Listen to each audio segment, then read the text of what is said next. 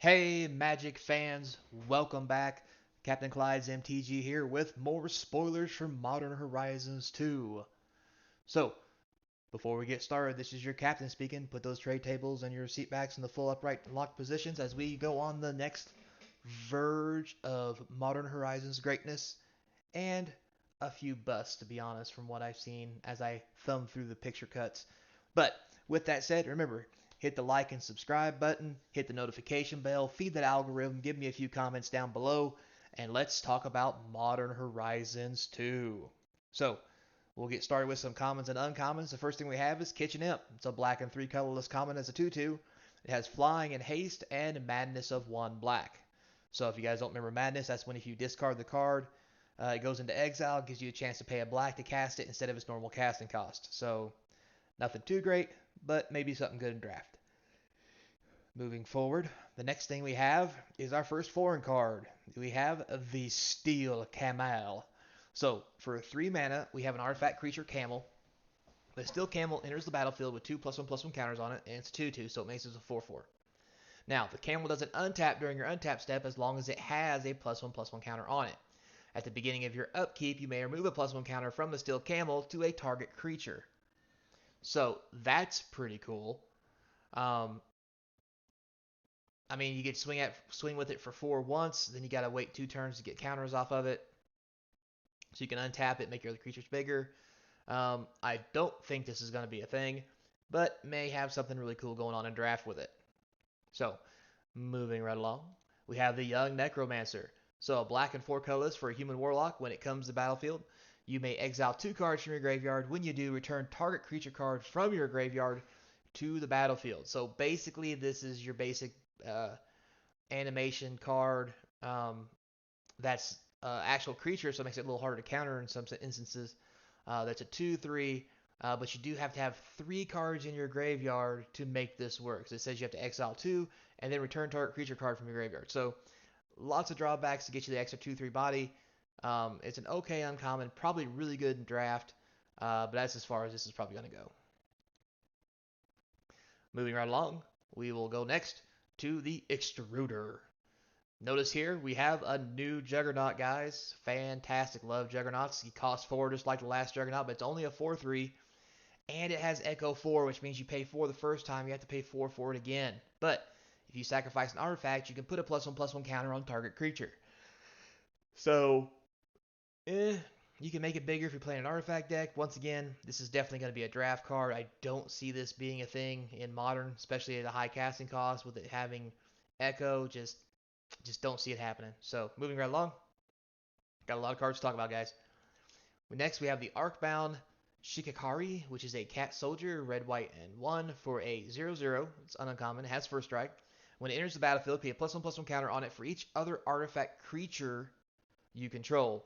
Modular 2. So the creature already comes in the battlefield with a +1/+1 counter on it. Well, it comes in with 2 +1/+1 counters, so this is modular 2. And then when it dies, you move those 2 counters onto a target artifact creature. So not the best thing in the world. Great with Arkbound Ravager. But once again, this is not a card I think is going to see play in an Arkbound Ravager deck. So unless they print Arkbound Ravager into Modern Horizons 2, which this could be a reason to do that, it's probably only going to be a draft all-star at best. So moving on. So here we have an uncommon called Terrain Shift. So a green and 3 sorcery that lets you shuffle a basic land card from your library, or I'm sorry, search a basic land card from your library and then put it on the battlefield and shuffle, and then rebound. So you gotta wait to turn 4, or if you ramp a little bit to use this, then you get 2 cards for it. It does say basic land. Again, good in draft. We'll probably not see modern play. EDH players might like this card because of the basic land search and the rebound. Could be a card they might be interested in. So moving forward, we have Jade Revenge Frog. Oh, Frog Samurai. So for 1 green and a colorless, you get a 2/2 with Bushido. Um, so, it's okay. I mean, once again, probably a draft all-star, just because of the cheap casting cost and all the extra abilities it has, but not going to see modern play. So moving on, we have another uncommon. This one is the Monoskelion. So for 2 colorless, you get an artifact creature construct. It's a 1/1, and when it enters the battlefield, with a +1/+1 counter. So for 2 colorless mana, you get a 2/2. That's pretty sweet. It's good value. For 1, you remove the +1/+1 counter from it. It deals 1 damage to any target. Not the greatest thing in the world. I have seen worse. Probably a decent card for draft. Since there's no way to put counters back on it, probably not going to see very much play. So moving forward, we have the Underworld Hermit. Dun dun dun. So this is 2 black and 4 for human peasants. It's a 3/3.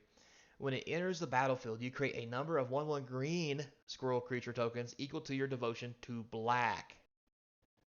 The Pied Piper of Squirrels. So this is interesting. I mean, black, green, squirrel colors, so yeah. I mean, obviously not going to see modern play. Probably not even going to, well, I guess this is going to see draft play. I mean, you get 5 mana, you basically get 5 power worth of creatures because it has 2 devotion coming into play. In draft, this is probably going to be a big thing, especially if you're in heavy black. But if you can get the black green squirrel deck going with this thing, woo daddy. Yeah, draft all-star, modern not so much. Probably definitely going to be one of in a lot of EDH deck, like squirrels. So, moving right along. Next thing we have here is we have the DRE Keeper. Oh, look, more squirrels. So it's a black, green, and 3 colorless. It's a 5 mana cost for a 2/2. When it enters the battlefield, you create 2 green squirrel creature tokens. For black and 3 squirrels, you control get +1/+1 and gain minutes till end of turn. So this is not the best thing in the world. It's not even a squirrel, but you get 2 squirrels, which you can give minutes to and make them 2/1s. If you have more mana to pump into it, you can make them just belligerent. And in the same colors as the green-black squirrel colors, this is basically an auto-include in any squirrel deck for EDH, just because you could just make your squirrels bonkers big. So, moving on though. Next we have Chatterstorm. That's right, guys. It's a green, it's a colorless. You create a 1/1 green squirrel token, and guess what? It has Storm. So it is a common. I don't see it being all that great. It's basically a equal mana cost Empty the Warrens. Um, who knows? This may replace Empty the Warrens in a Storm deck because it's cheaper. It's 2 mana instead of 4. Um, and it would give you the exact same number of tokens. You just have to cast more spells. So maybe it won't, because then, I mean, 4 mana is a lot, but you get 2 creatures. This is 2 mana for 1 creature, so you storm in for 4, and emptying the Warrens, you could do it on turn 3 or 4 and get enough to kill somebody in 1 or 2 swings. You do it with this, it's going to be twice as many swings. So it might not be a thing, but it is something to consider, and who knows what kind of weird shenanigans this might pull off. So, moving on. Speaking of shenanigans, segue, we have shenanigans. So, for red and colorless, you have destroy target artifact, and it has dredge 1. So, it is a sorcery. It does have dredge though, so it comes back pretty easy. I think there's better things other than shenanigans. But this is something that dredge decks could really use. So, it might see a little bit of play, probably not very much. Next we have, oh, so shiny. So for a blue and 2 colorless, you have an enchantment order. It enchants a creature, and when so shiny enters the battlefield, if you control a token, tap enchanted creature and scry 2. Enchanted creature doesn't untap during its control's untap step. As the picture depicts, you basically want to play this in a squirrel deck. Or any token deck, really. This actually, for a common, seems rather powerful, especially for draft. Because you can tap down a creature once it swings at you, and keep it from untapping. If you do have something that makes tokens, you can get the benefit of tapping it to begin with, and then it never untaps. So I think it's going to be a draft all-star, but that's probably about as far as it's going to go. Moving forward, we have Mog Salvage. So red and 2 colors for an instant. If an opponent controls an island and you control a mountain, you may cast this spell without paying its mana cost. Destroy target artifact. So this is pretty cool. For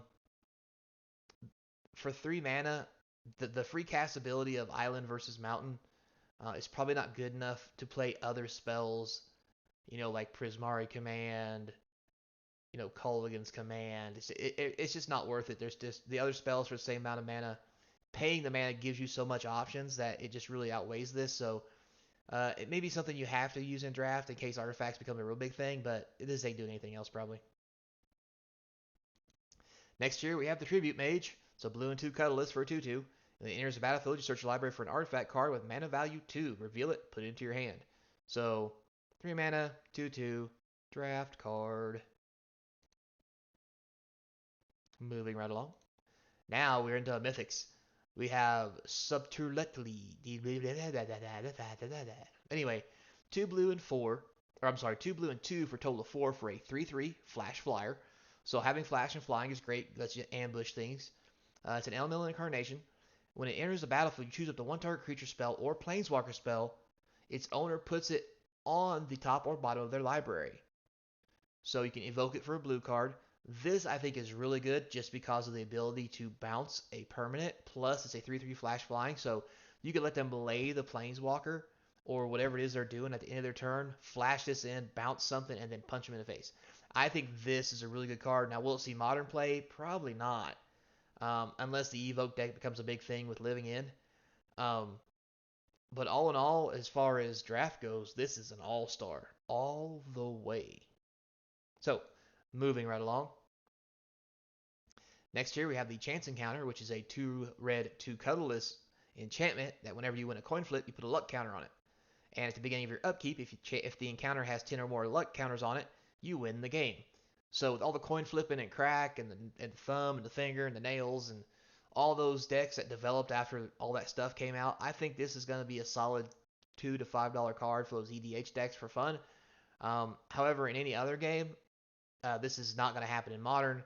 You have to build a deck around this, and I don't think there's enough things that do coin flips for you to use this in draft. Unless you use that one card you can flip up to 5 times, but you take damage every time you lose a flip. So, and in that one, if you win a flip, I forgot what it was that you get, but I mean, basically, you're going to kill yourself. I just don't think it's going to be worth the risks, but we'll see what happens with it. So next here, we have the Chef's Kiss. For 2 red and a colorless, we have an instant that gains control of target spell that targets only a single permanent player. Copy it, then reselect the targets at random for the spell and the copy. The new targets can't be you or a permanent you control. So this may be huge. Imagine having this and somebody, now mind you, it is turn 3. But imagine somebody saying, I'm going to vindicate your land. Well, cool, Chef's Kiss. I'm going to copy it, and then I'm going to retarget both the spells and blow up both your lands. I mean, just think about it. This thing has tons of potential in EDH. This is going to be bonkers playing against big group, pillow fort decks. Oh my god, this is just going to be nuts. Yeah, I mean, you can't target yourself, so you can't do things like brainstorm or something like that, or draw cards that are really cool, but it is a great way to deal with permanents on the other side of the playfield. Or if they target you as something, you can bounce it back on them if it's really bad. So, solid $2 to $5 card, maybe more than that. Hard to say. But won't be modern played. Moving on, we have Zabaz the Glimmer Wisp. So for 1 colorless, you get a 0/0, so modular 1, so it comes in a +1/+1 counter.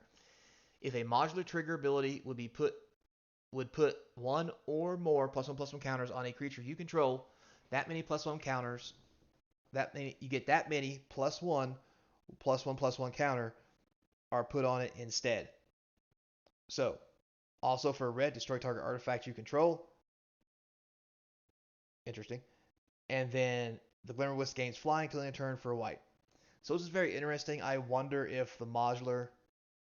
No, so it'd only be a 1/1 when it comes into play because it can't trigger off itself because it'd be dead when it came into play if it did it that way. So it only comes into play as a 1/1, but like this could be a thing with some of those counter decks. I mean, you put one of these in play and you start and lay a walking ballista and it just all of a sudden it just goes ham. So I could definitely see this being a thing. Will it be a big thing? I don't think so. But it's definitely going to see modern play, especially for the casting cost. And the white deck that likes to put counters on, give this thing flying, you could easily just wham bam, thank you ma'am somebody with this by destroying your own artifacts or Heliod in something or yada yada yada. It's endless, guys. So with that said, I think this is pretty solid. Nothing to really write home about though. So moving on.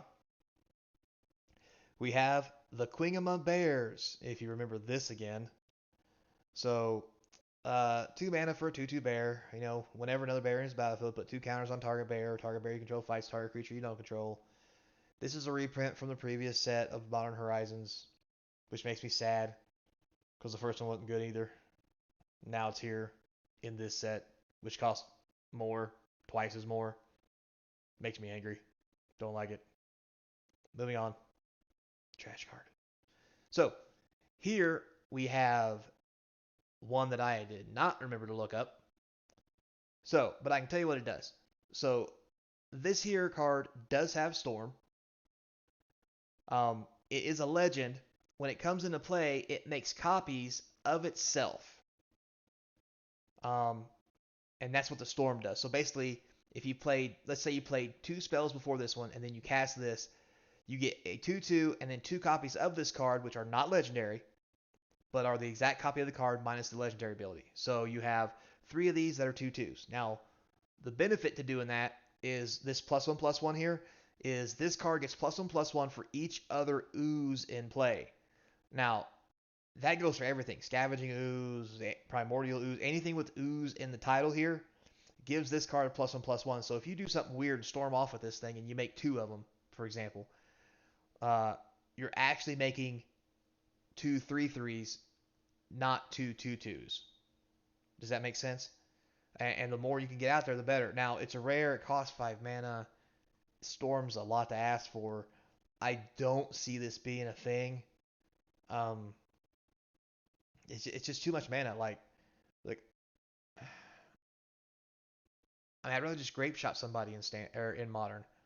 In draft, this could be a thing, but even then, I mean, 5 mana for a 2/2, but you need more mana to do anything with. Like, and I haven't seen any cantrips or anything that generates mana.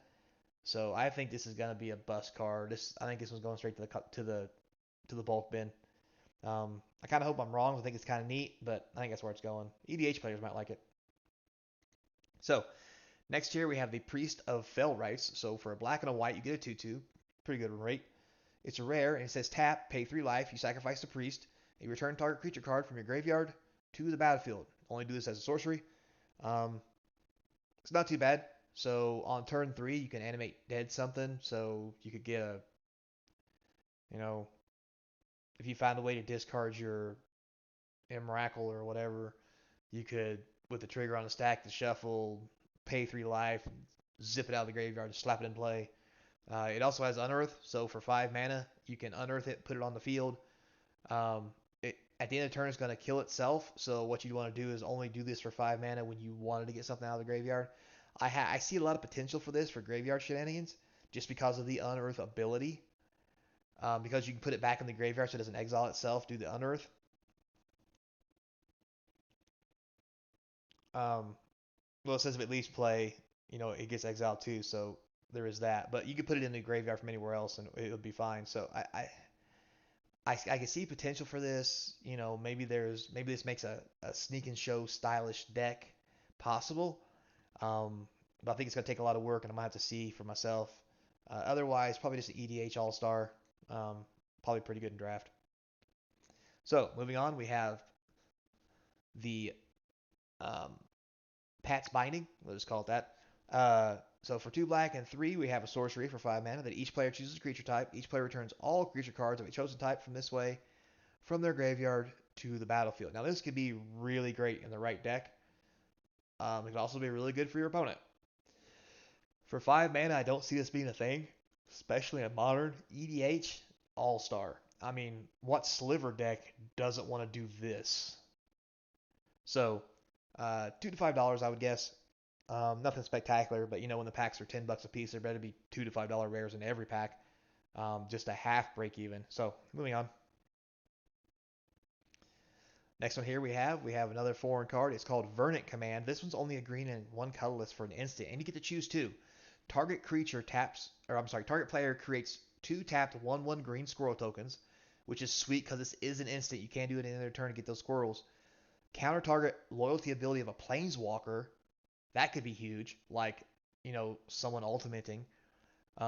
Exile target card from a graveyard. Another big thing. Target player gains 3 life. Could be good, right? This I think is going to be one of those rare cards that's going to be $5, $10, $20 over time, just because it has so many good options. Like it stops graveyard hate, it helps you gain life against combo decks in case you need it. Um, it counters planeswalker abilities, plus it makes creatures, and it's only 2 mana.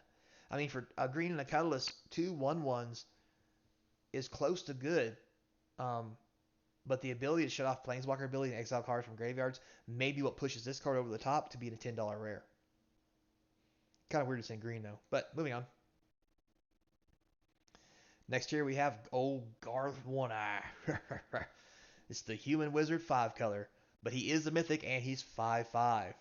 And if you want, you can tap him to choose a card that hasn't been chosen from among Disenchant, Brain Geyser, Terror, Shivan Dragon, Regrowth, and Black Lotus. Create a copy of that card of the chosen name, and you may cast that copy. So if you get this on the field, you can cast all these things once just by tapping him. Not to mention he's a 5/5. With that said, will not see modern play. EDH decks all over God's green earth are going to drool over this. Just because of the ability of it to generate card advantage. I mean, Brain Geysers, Regrowths, a Terror, Disenchant, you know, making a Black Lotus or Shivan Dragon for giggles. Like, this is going to be 10, 20, maybe even $30 rare, depending on how much it catches on and what people start doing with this thing and how they abuse it. So, I think this is a good one. You know, nothing's going to break the bank in modern or anything like that, but still just a good, fun card. And in draft, ooh, daddy. So next we have the Deep Forest Hermit. It's obviously a reprint. 2 green and 3, vanishing 3. It's a 1/1.